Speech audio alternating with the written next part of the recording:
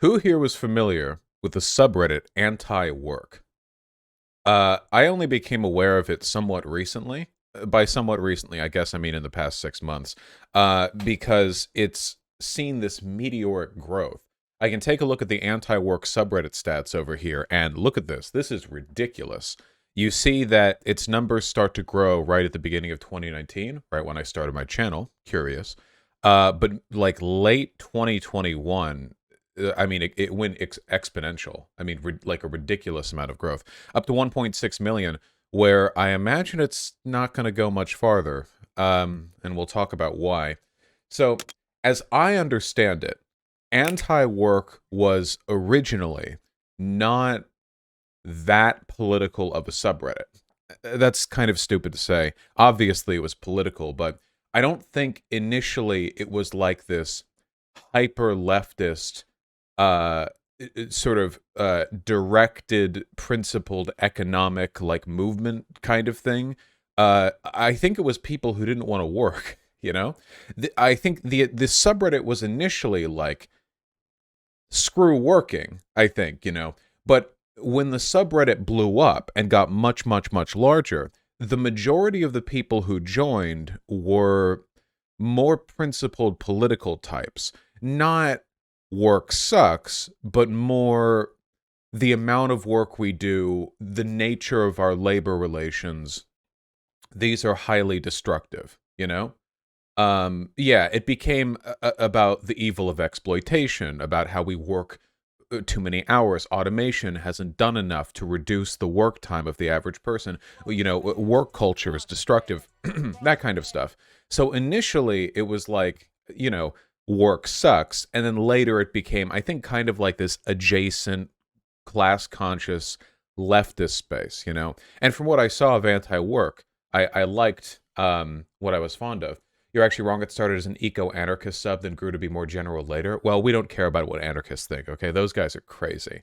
Listen, I'll give my position on this, and I've talked about this before, okay? Wink. I've given my position on this before, but there's a wide spectrum of beliefs on the whole anti-work thing. And listen, I'm sorry, guys, but like, we have to do work. I'm really sorry. Guys, I know it sucks. I think it's possible to like fix a ton of stuff about why work sucks right now. From the ways in which it's exploitative, to the ways in which it's demeaning, to the ways in which it's humiliating, ableist, the way it taxes us of our minds and our bodies. I think there are so many things you can fix about it. But some people need to do work to keep things running. You know, we got to keep the lights on. That's life. You can go all anarcho-primitivist about it, but hey, believe it or not, hunter-gatherers worked pretty long hours too, all right? They just weren't working hours in an office. They were, you know, tracking deer or whatever. So, yeah, work is a thing. No, they labored. I understand the distinction between work and labor in like a principled leftist sense, but you're nerds and I don't care. To the vast majority of people, there's no fundamental distinction between work and labor. And when we're talking about issues like work culture and how damaging work can be, I prefer to use language that's accessible to the hundreds of millions of English-speaking people who work, and not use highly selective semantic distinctions that remove those people from the conversation. So let's talk about what we're talking about here, okay? Work, the act of doing things to do things, okay, is a thing we're going to have to do, okay? There are things we can fix about it, and that's good, and we should care about those things.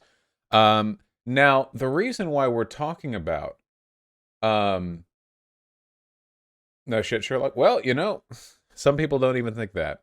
This distinction is why I first got canceled, because I was using the colloquial usage of work lol. I really do think a lot of people only care about the semantic distinction here because they want to sound smarter than people who don't. Listen, guys, I don't care, and knowing the distinction doesn't make you any better than the hundreds of millions of people who work. Listen, when I can just imagine you guys, okay, with your little theory books, walking up to single mothers in the Bronx, like, and she's like, man, you know, well, people got to work, and you're like, well, work and labor aren't the same thing, loser. Read theory. Like, shut up. I don't care. I do not care, okay? Everyone knows what I'm talking about. There's absolutely no confusion when I use the language that I'm using. Language is meant to elucidate meaning. That's the whole point. Read Wittgenstein. Work with me here, okay? Please. So the only reason we're talking about this right now is because antiwork, the subreddit, had a little bit of a oopsie whoopsie. I think it's known. Basically, the meteoric rise of the subreddit attracted a lot of attention, and some of the people whose attention it attracted work for Fox News. And look, I want to be clear here, okay? We're gonna watch a segment. I am not the kind of person who takes great pleasure in seeing well-intentioned, earnest people humiliate themselves publicly. And this is already probably like the worst event to happen in this person's life, basically, with the backlash that's been received afterwards. So, this is a non-bullying space. Basically, Fox News reached out, I think, to the mod team of anti-work. And one person on the mod team, and trusting Reddit mods to do anything, whew, that's a bad start. But one person on the mod team was like, yeah, dude, I can handle it. I can go on Fox News for an interview. And, listen, all I'm going to say is this, okay? I think the work that I do is valuable. Because if there were more Vaushites in the online left, you know, we might be able to handle this a bit better. Whew. If only they were a Vaushite. I know they're not. I mean, I don't know they're not, but... Over 1.6 million subscribers. Joining me now is the person who operates this anti-work group, Doreen Ford. All right, so Doreen, why do you like the idea of being home, not working, but still getting paid by corporate America? Yeah, so there's some misconceptions about the movement. So we're a movement where we want to reduce the... So, I say this, and again, I'm going to say this. Oh boy. Listen, this isn't to come off as mean or anything like this, but if you're going on an interview with Fox News, okay, doing so in a poorly lit, messy room, wearing a hoodie, you know, like, basically every imaginable element of proper presentation has been foregone here. I think their camera is actually slanted. Their camera is actually slanted. Yeah, a very Reddit mod aesthetic. Yeah, it's... Yeah. The amount of work that people feel like they're forced to do, and so we want to still put in effort. We want to put in labor, but we don't want to necessarily be in a position where we feel trapped. You know, you just quoted from Office Space, where that person feels very trapped in their job. I think we're calling for a society where there's less of that. But yeah, absolutely, people still want to do things. They just want to do things where they feel rewarded and they feel like they're in a good spot in their life. So with respect, visual presentation aside, the mod identifies female. I was under the impression this moderator identifies as non-binary.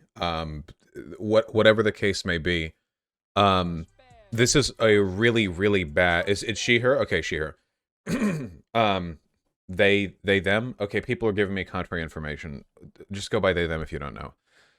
So obviously avoiding eye contact with the camera is a huge issue here. When you're doing news interviews, looking at the camera is, you'll notice this when I'm not live streaming, but I do appearances on other people's shows. I look at my camera to look at them. She's autistic, Vaush. Well, maybe we shouldn't be doing the Fox News interviews then.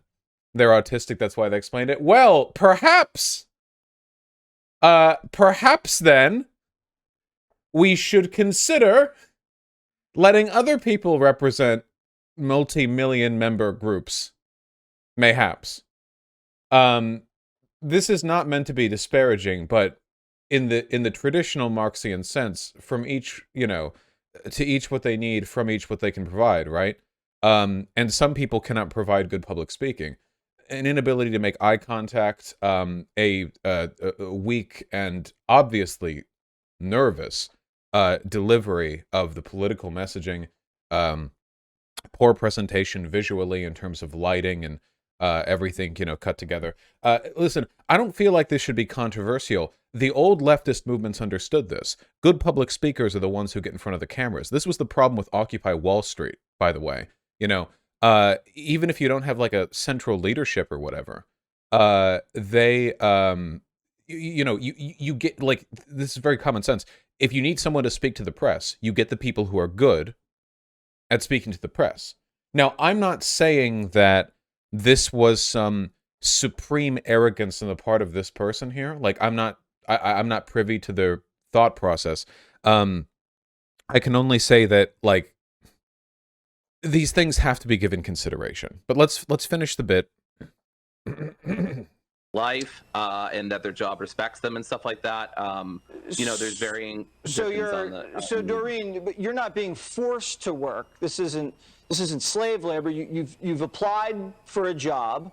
You've agreed to the terms and conditions of the employment, and you can walk away from that job at any time and quit. So I don't understand really what this is about, except it sounds like maybe people are just being lazy. Are you encouraging people to be lazy?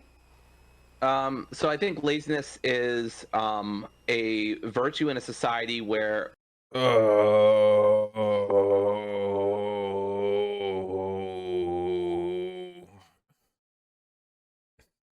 that's not just biting the bullet, that's looking for a bullet to bite. That's sprinting from your suburban house to the nearest gun range to find a bullet to bite. You had to never in a million years would I have considered taking that point.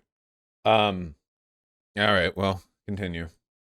People constantly want you to be productive 24/7, and it's good to have rest.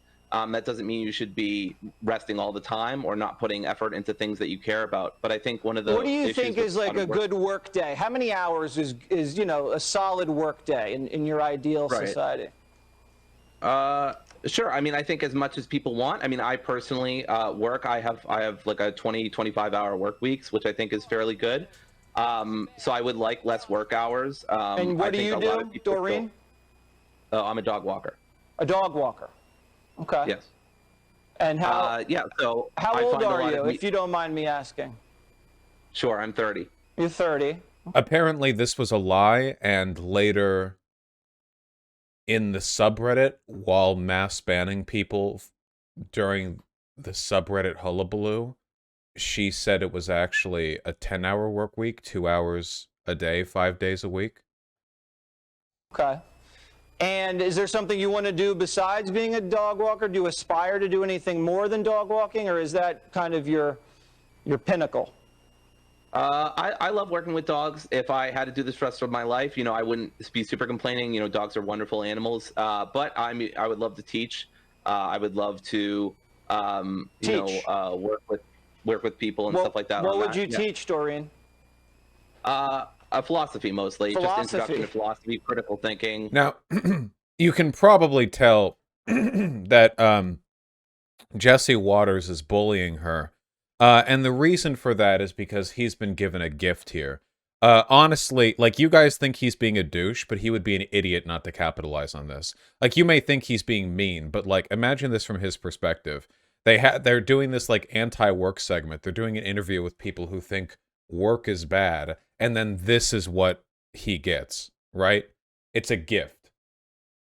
It's like the easiest way. I wouldn't be able to contain the devilish smile as well.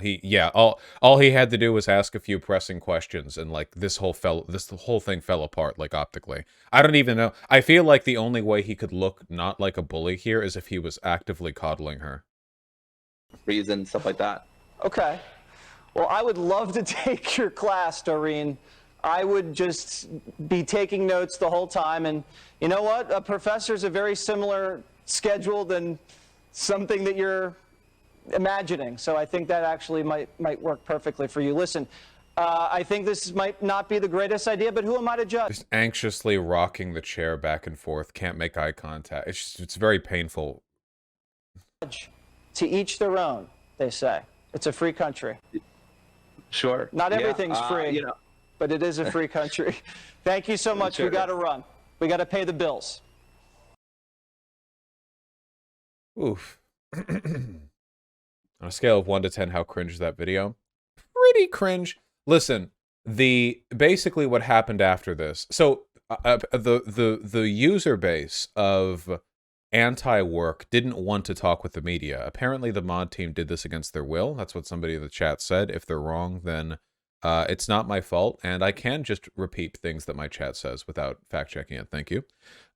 Anyway, after the interview went live, there was, understandably, some backlash from the anti-work community who felt betrayed that, against their wishes, they had been represented in a manner which made them look like, with respect, lazy, entitled, socially incompetent, hoodlums.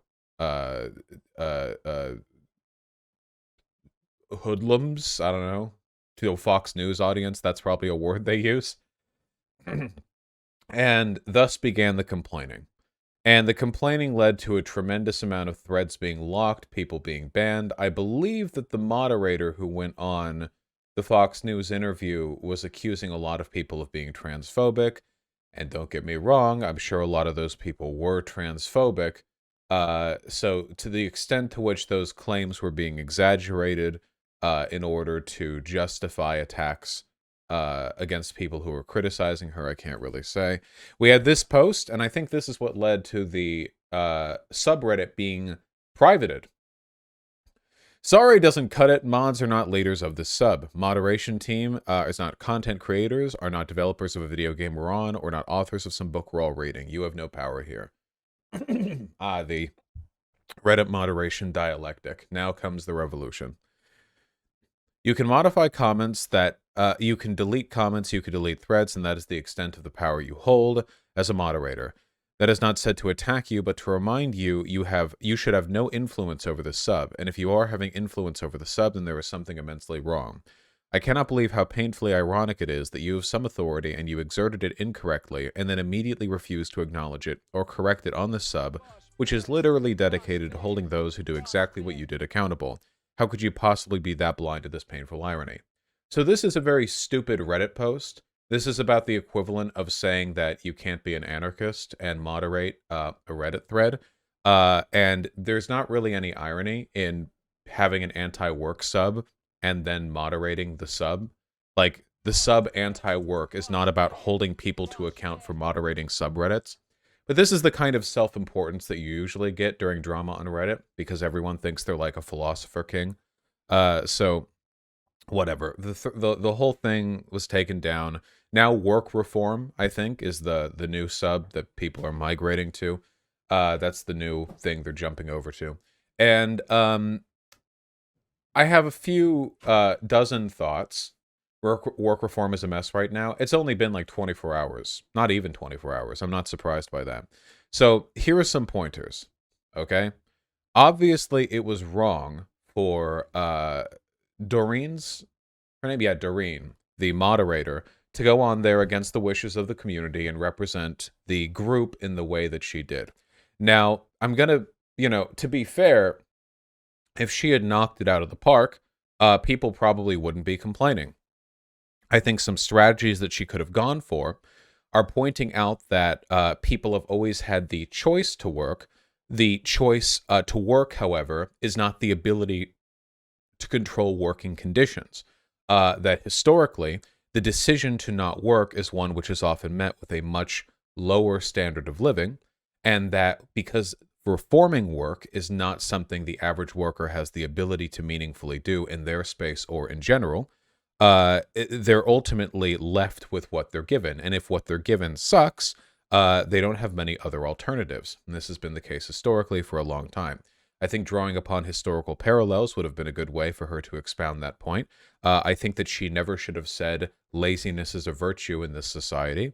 I think that before she said that, I think literally anything would have been better than saying that.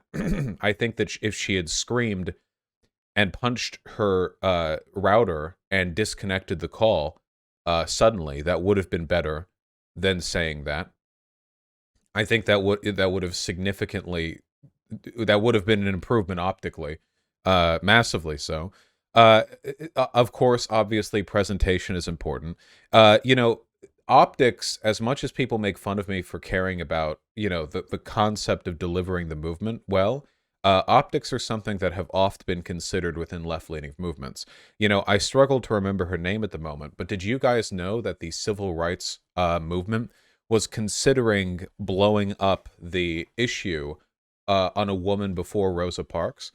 Rosa Parks, you know, of course, wouldn't move to the back of the bus. We know the story, but there was a woman before her who, I think it was that she had been pregnant out of wedlock or something. There was nothing morally wrong with this woman, who was also, you know, potentially a vector for civil rights unrest.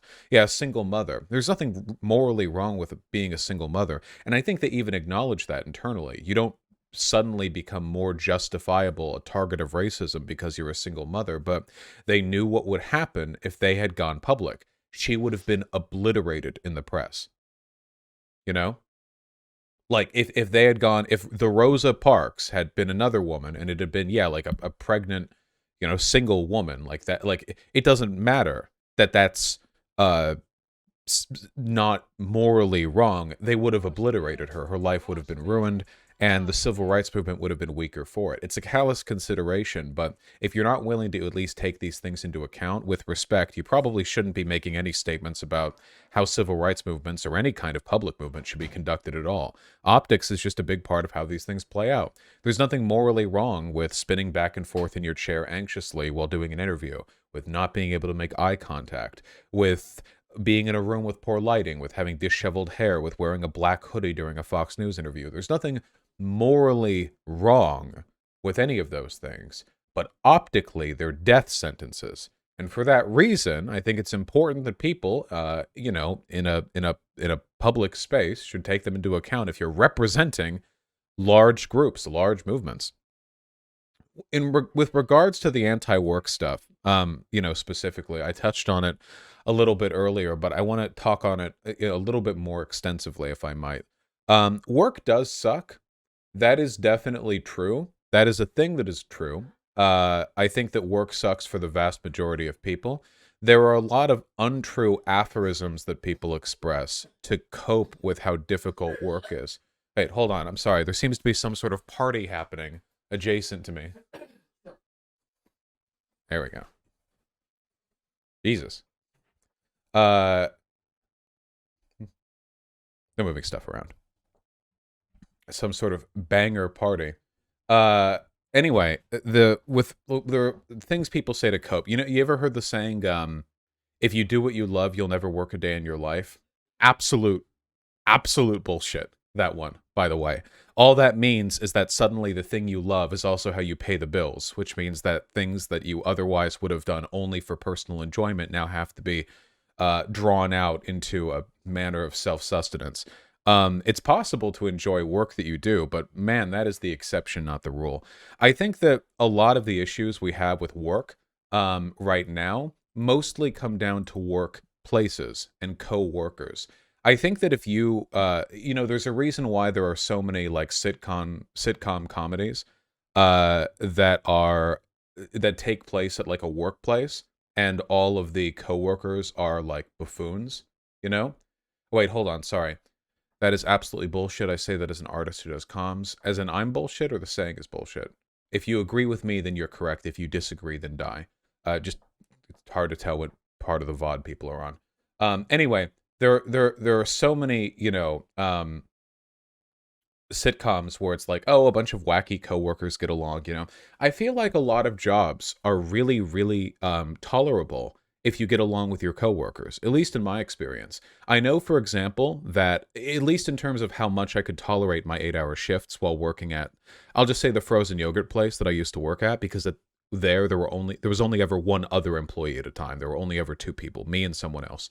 And I know that the difference in terms of my enjoyment between a quiet shift with chill customers and an obnoxiously loud shift with very not chill customers was smaller than the difference in my enjoyment between a shift in which I had a cool coworker to chill with and an asshole coworker to chill with. The difference was monumental. I would choose a busy day with asshole customers if I had the cool coworker with me anytime, easily, like not even close. I would, like, every single time. I would never choose the quiet shift with the asshole coworker ever. That would never be preferable.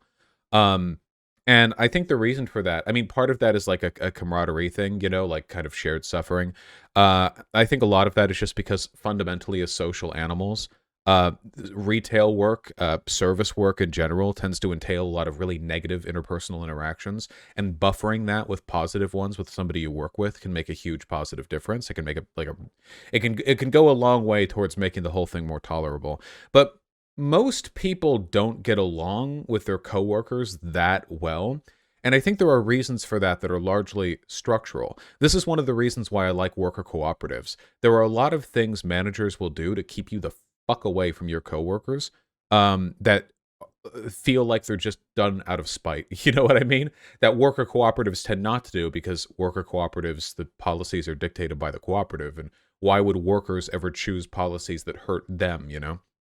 I mean, sometimes they do, but generally I think the tendency is against it. With regards to, like, when I worked retail for a while as security, the fact that, like, people with, like, who were like 60 years old standing outside the changing rooms with, like, arthritis feet or whatever, I mean, like, they don't have like a stool they can sit down on, like, absolutely ridiculous. Managers don't like it when coworkers talk with each other, even if it doesn't seem to hurt them that much, like, you know? Or, like, people can't be on their phones even if it's been an hour since a customer walked in. There were a lot of, like, policies workplaces tend to implement that seem like one of those, well, the manager told the manager told the manager told the manager told the manager to tell the workers to not do it because it raises total productivity by 0.02%. So we think, so a consultant told us, you know, and we paid that consultant $400,000 for their consult, you know. The point that I'm getting at here is that I feel like fomenting positive social relations would go a long way towards making work more tolerable, even if all other factors were kept exactly the same. Now, we should change those other factors as well, but I think that's a good place to start, you know. With the existing workplaces, how much more tolerable can they be made just with policies and attitudes that make your coworkers and your working environment easier to deal with, you know? A lot of coworkers don't want to talk with you just because, like, they're trying to get through their day, but maybe if we all had a more a less mutually toxic relationship with our workplace, people wouldn't be so damn bitter when they're there. You know, some people will be, of course, but the nicer, I think, the nicer people feel about it, the less likely that is. Also, we work too many hours. Americans work way too many hours, you know. I do agree that some level of work is necessary to keep society afloat, but, like, the amount we do, I don't think so. There are so many weird inconsistencies and, like, inefficiencies in the hours that people work. You know what I mean? There are places where far too few people work, meaning that not only do you have fewer coworkers to back you up, but you have more work to do proportionally. And then there are other places where way too many people work, and there's nothing to do the entire day, and it feels like people could go home earlier. But I feel like so often, you know, the reason why people can't, like, work more chill hours is because the managers are afraid that if that becomes a pattern, they'll have to start, like, committing to it in times when it would be economically inconvenient. That's one of the reason why office workers pretend to work so often, right? You know? That's like a whole meme. Like, office workers will get their work done the first 3 hours of the day, and then they have, like, lunch, and then they have, like, 4 hours to sit there, you know? You know, like, great, okay. Maybe we don't need to work 40 hours a week. Maybe that's not necessary. The whole point of automation, you know, the whole point was to make the average worker more efficient. And you can either do two things with that. That means in the same amount of time, the same worker can produce more things, or you can produce the same amount of things in less time. You can go one of those two directions. But right now, it seems like if we're charting how often people work relative to the average standard of living here in the States, it seems like we've chosen the hidden third path, which is where increased efficiency allows us to work the same amount of time for the same amount of productivity. Why? A Starbucks on every corner, office workers that spend half their day pretending to work, but not really.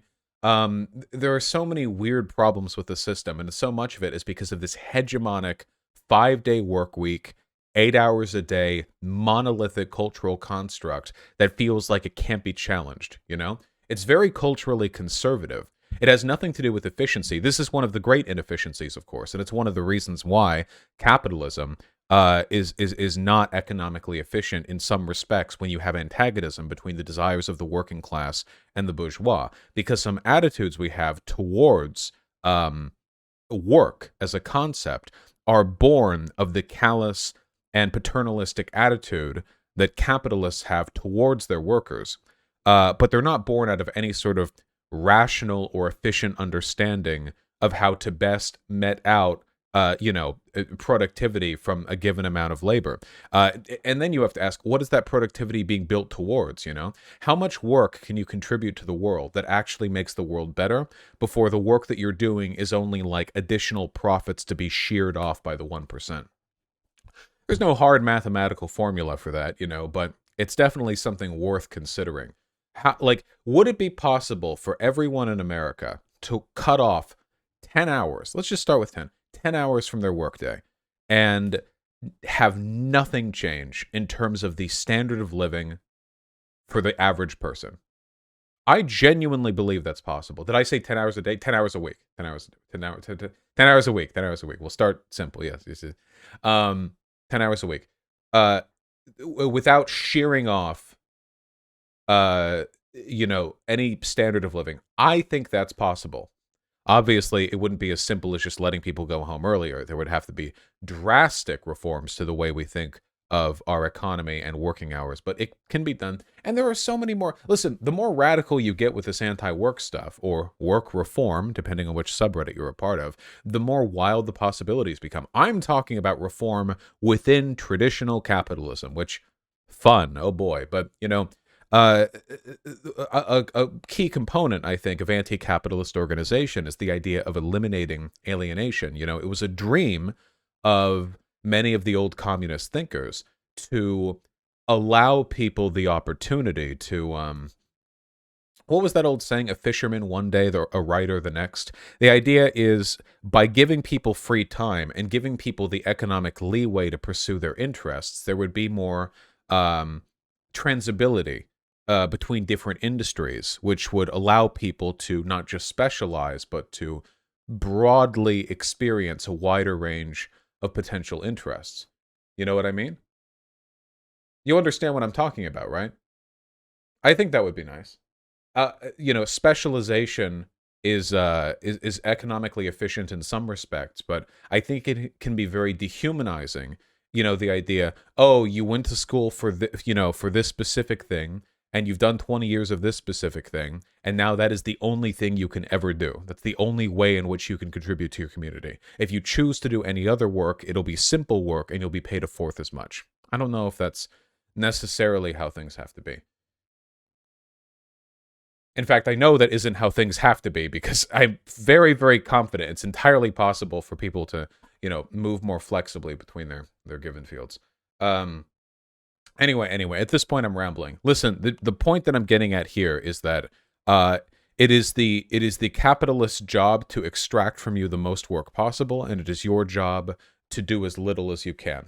We are nowhere even close to having to worry about people's laziness crippling society. That is not, in all of modern industrialized society, been a social force that has meaningfully detracted from our standard of living. This is the conservative, fantasy. Oh yes, that lazy people, that welfare bums are why society is falling apart. It is not the case. It has never been the case.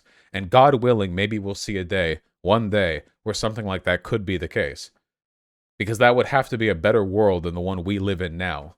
The idea that laziness is a factor capable of meaningfully interrupting economic activity, you know? That desperation doesn't keep people working to the point that all the necessary facilities are met. Like, that's a... Turns out Doreen is a sex pest. Okay, I'll see it. People have been posting it. You know, I'm very skeptical of stuff like this. I know how, like, a couple of screenshots can be used to ruin a person. Hold on. Fine. We'll look. But I'm going to be charitable and deferential here. So if you're looking for blood, there's going to have to be some bad stuff in here to justify it. The person accusing me of serial rape... Oh, well, that's a start. The person accusing me of serial rape and I were involved in sexual conduct. This scenario involved alcohol on their part, but I had been informed multiple times it wasn't a big deal and that they were consenting to what was happening. I took them at their word, and I will be more responsible in the future when it comes to alcohol and sex. I'm unaware of who have allegedly, besides the person making the accusation. Oh, God. I wonder how much of this could be solved by bad phrasing. You know, even if a person's done nothing wrong, an apology can do a lot to condemn if it's poorly phrased. Oh, man. I take consent very seriously. I have a list of behaviors related to cuddling I've been using for over a year. Oh, no. I'm trying my best to be... Is this just cut off here? Well, why doesn't it show me the rest of this? Content warning abuse. I wrote this a long while ago in case this situation ever happened, and sadly here it is. Oh, no. Why would you admit to pre-writing a apology? No. No, no, no, no, no. Why would you ever... Okay. I strive to be open and honest. Those who are close to me can verify I exude those qualities more than any other. It's in the spirit that I make certain past events with them, make public certain past events within my life. Oh no. If you feel as though you may not be able to deal with heavy content right now, I recommend avoiding this post. I want to discuss history I have with someone who I used to know. There was a person with whom I had an ongoing sexual relationship and living arrangement, eventually a mix of fundamentally incompatible needs, past trauma, and my issues with impulsive control result in unhealthy dynamic. Due to my dislike of call-out culture, this person will remain anonymous. This isn't call-out culture. Okay. Anyone who knows this is advised against... Okay, hold on. Let me just read this in my head really quickly. 1 second. Physical functional distance. This led to my needs going unmet. Oh, dear. This led to my needs going unmet, which led to masturbation as an unhealthy coping mechanism. Why would you admit... Why would you ever say that in a post that's about you allegedly being accused of... To say that your needs being unmet led to you needing to masturbate a lot. Why? Oh, this person struggles with optics. This isn't even just like what happened. It's just the way it's being presented. No. After months of trying to keep myself in check, I began sporadically masturbating while they slept next to me or by themselves. Even though they stayed this made them uncomfortable, the events continued to happen until I sought help through therapy. Well, we're going to therapy, I guess. I had woken up one morning with them laying next to me, and remembering they felt uncomfortable with me masturbating next to them while they slept, I placed their hand over my boxers. They moved their hand away, and I thought nothing would happen, fell back asleep. They later woke up and mentioned they had a nightmare involving a series of events. I admitted what had happened, apologized, explained I was half asleep and was not fully in control of my actions. Lastly, the previously mentioned coping mechanism resulted in this person creating alarms for us so we wouldn't fall asleep together. What? Creating alarms so we wouldn't fall asleep together and thus boundary violations be minimized. Holy shit, what is going on in this house? What is happening in here? This is a nightmare. Oh my god. Much to my retrospective disgust, my desperation for emotional intimacy led me to shut off the alarms at various points. Oh no. When I learned how much these harm this person, I soon after went to therapy. Didn't they already go to therapy? Thereafter, I was better able to cope with my impulsive tendencies and thus consistently respect their boundaries. Resulting from my remorse, I made a financial contribution to an org dedicated to helping people in alternative but abusive relationships. This was a discussion between me and this individual of helping with therapy costs. However, given my economic status, we decided against it. Unhealthy access. These events led to several systems PTSD, sporadic suicidal ideation, self-esteem loss, the ability of us to heal, privately talk to my friends. Throughout my life, even so, in this case, in the context of an ongoing sexual relationship, I engaged behavior that, because of this person's history, pushed very sensitive buttons regarding a prior trauma. Okay, I think that's all. Okay, this doesn't meet the definition of serial. This could be sexual assault with the putting their hand on their genitals, I think. Serial definitely conveys, I think, a very different a level of perceived severity. Not to say this isn't bad, but we should be careful with our language when it comes to stuff like this. I have to wonder, man, creating multiple alarms to so you don't fall asleep together is very, yeah, very, very strange. Yeah, yeah, wow, that's when you need to cut the relationship. Really? You really think so? Dude, if I had a partner who was like, hey, we should set alarms so we don't fall asleep next to each other, I would just be like striking matches and be like, well, we're both getting out of here. We're both homeless now. Oh, like, holy shit. That sounds so cucked. Like, I'm not saying like that Doreen should have like been in Giga Stacy and like violated people's boundaries or what. I'm just saying like, oh my god, that sounds like awful, Sheesh. Yeah. I don't understand the alarm thing. There's a lot of dressed up in euphemism stuff here. I don't know. This 100% has to be a psyop, right? No, my friends. What you're looking at is what Reddit moderation does to you. You guys know how all of the Reddit moderators on Lefty Subs despise me? This is them, okay? All of them. This is the shared moral character. Except for my Reddit mods, of course. Yeah. Obviously, all respect given there. You should see the subreddit statements. Yeah, I saw. The only reason I'm covering this is because it already got thousands of upvotes, so it's not like I'm the only one like talking about this or whatever. Yeah, saying that you have PTSD from sexually assaulting other people is so strange. Not really doing horrible shit to other people can be extremely traumatic and can do incredible harm to your sense of self. Yeah, but you shouldn't say it. That's the thing. Doing bad things to other people can definitely like lead to negative emotional consequences for you, but you shouldn't talk about it during the apology. It's kind of like talking about how damaged your hands are from like beating your wife. Hey, maybe save those complaints for later. Wait for a better day.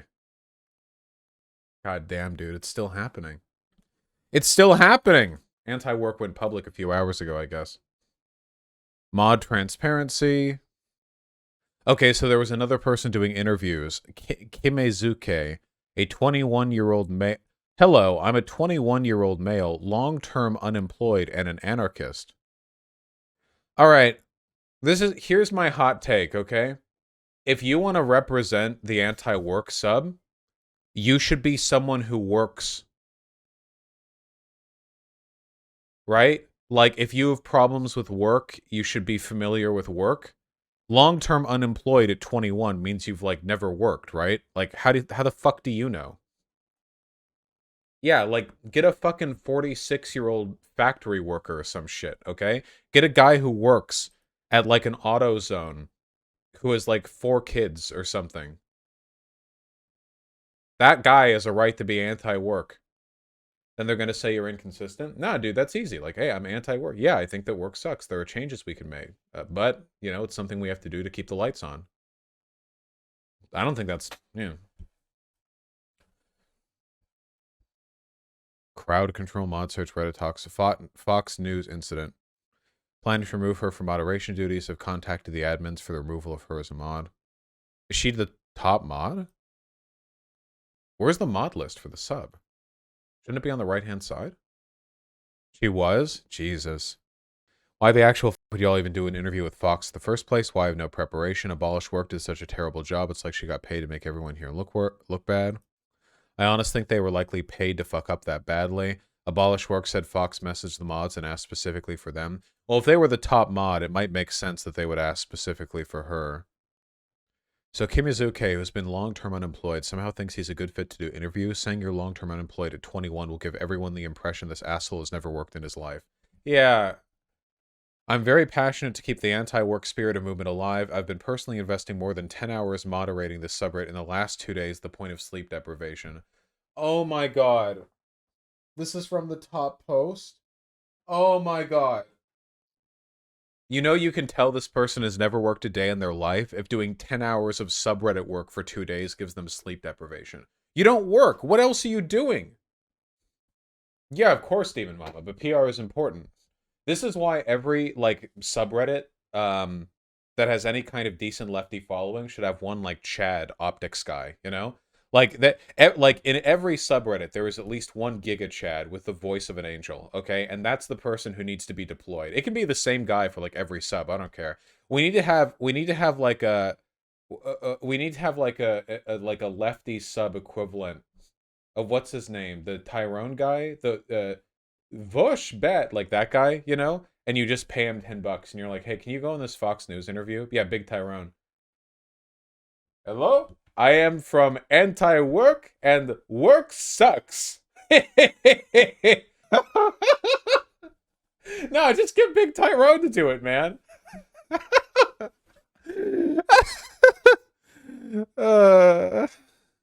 At the same time, she had an interview at 9:48, and as far as I can remember, 1 hour prior, Abolish Work wanted to prepare for the interview, such as taking a shower. As an aside, I love the fact that Abolish Work may or may not have even bathed before the interview. Mix it to your official statement.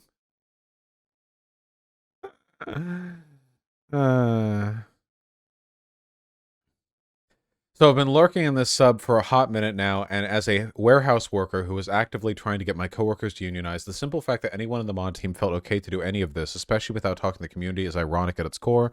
Shame on y'all for thinking this would ever be okay. None of this movement has anything to do with you. Should have been left to community discussion. Elect a representative, discuss possible talking points as a community. I don't know, show off some sense of preparation. Yeah.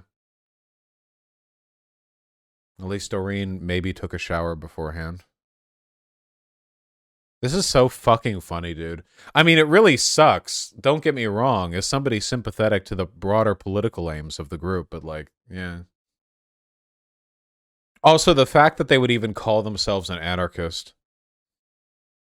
I don't know, man. This is the problem with like so much of the lefty shit right now. It's that the loudest people in any online element of like left organizing are going to be like, hey, like, you know, hey, I'm a 20-year-old college student. I've never worked a day in my life. You know, I have super autism, and my whole personality is being an anarchist. And then like, but like 99% of the people who are going to be affected by the political positions that they're like repping are like regular fucking people, right? You know what I mean? Like the terminally online, like extremely socially detached people end up being the representatives for this like big shit.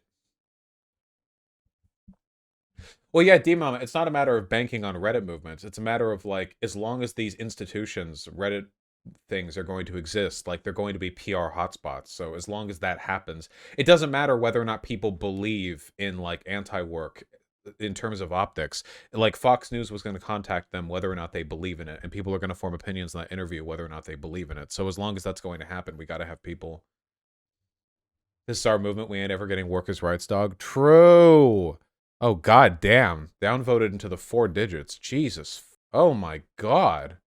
I really do feel bad for this person, in spite of everything, but you can see when the post-interview turn happened, right here, I think.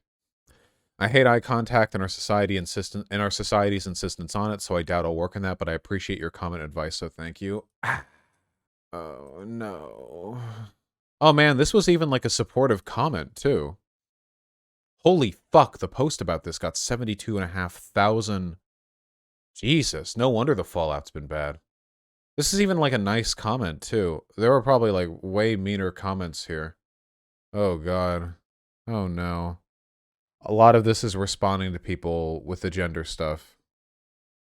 Yeah, I won't. Oh, yeah, this right here. This was the thing. I walk almost 2 hours every day, 5 days a week. This isn't Oppression Olympics, so knock it off. Also, I'm not a bro. People are being so mean. I said, look over at chat. Somebody says, lol, I poop twice a day, okay? Do you spend 2 hours a day shitting? You should get paid for that. Welcome was 2 hours a day. It's not my whole shift. Also, I'm a full-time student. I have another part-time job. I just didn't mention that in the interview because he didn't ask me any of that. All he asked me was what I did for a living, and I told him to do dog walking for 25 hours. Full-time student, another part-time job, need-to-know basis. I don't know how much we can really trust this person. So, yeah, I don't know. Okay, yeah. Maybe my sympathy... Hold on. Yeesh. If you have that little energy and hate eye contact, why are you going on national TV and representing our movement? Extremely poor decision. I don't think you realize how much damage you've done. We can't afford to half-ass our opportunities to spread our message. We need someone who is prepared to deliver convincing talking points eloquently to a hostile audience. Someone who is trained, passionate, has plenty of energy, not any random mod willing to go on TV. This is an objectively, inarguably, factually, empirically, divinely inspired statement. Yeah. Yeah. There's no way around that.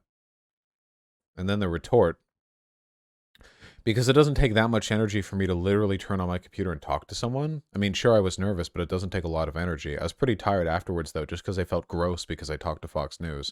I hadn't really considered the eye contact thing because it's not something I really think about. I still think it's an overvalued part of society, and I don't really care if people thought I should have presented myself better. I wonder, does she, like, not understand? I'm not trying to be, like, ableist, but does she, like, not understand the ramifications? I mean, she might not, like, it could be like obstinance, but it might be she literally just doesn't, or they, okay, non-binary. Might just be cope to not lose their mind over it. Yeah, maybe. The last post was responding to a person who commented in a 3-month-old. Oh, I see. Okay. I feel like we're sort of engaging in a bit of morbid curiosity. Oh, non-binary person with she, her pronouns. I love getting my info on people's gender from piecemeal, like, info, people shotgun fire at a wall that I have to, like, determine which shell fragments are the ones that are true and which aren't.